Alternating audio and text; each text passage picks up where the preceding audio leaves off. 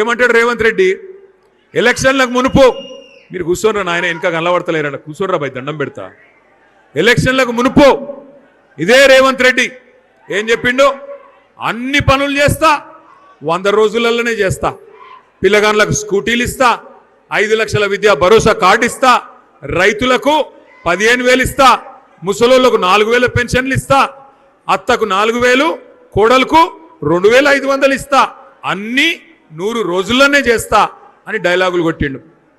అయితే మొన్న అనిల్ జాదవ్ గారు మరి వివిధ సభల్లో అడుగుతున్నాడు, ఏమాయ ముఖ్యమంత్రి గారు 6 గ్యారంటీలు అంటివి, 420 హామీలు ఇస్తేవి, 3 నెలలు అంటే 100 రోజులనే చేస్తా అంటివి, ఏమైందయ్యా అని అడిగితే బోత్లో రేవంత్ రెడ్డి గారు చెప్తున్నాడు, సోయి కూడా లేదు ముఖ్యమంత్రి అని.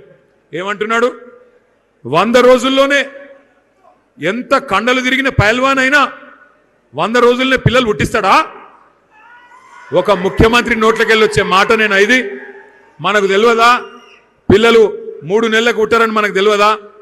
ముఖ్యమంత్రి మాట్లాడుతుండు, 3 నెలలనే పిల్లలు పుడతారా, కండలు తిరిగిన పైల్వాన్ ఉంటే కూడా అని మాట్లాడుతుండు.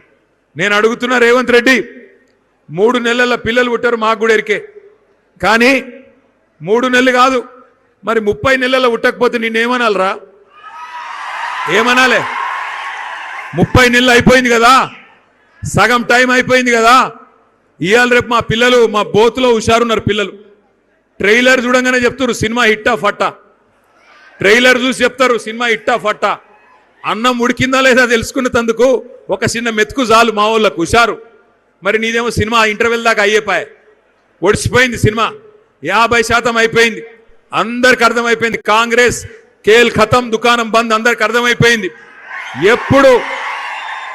ఎప్పుడు ఎలక్షన్ వస్తుందా, ఎప్పుడు క్యాలెండర్ మారుతుందా, ఎప్పుడు మళ్ళీ కేసీఆర్ వస్తాడా, ఇది తెలంగాణలోని ప్రతి బిడ్డ ఇవాళ ఆలోచన చేస్తా ఉన్నది.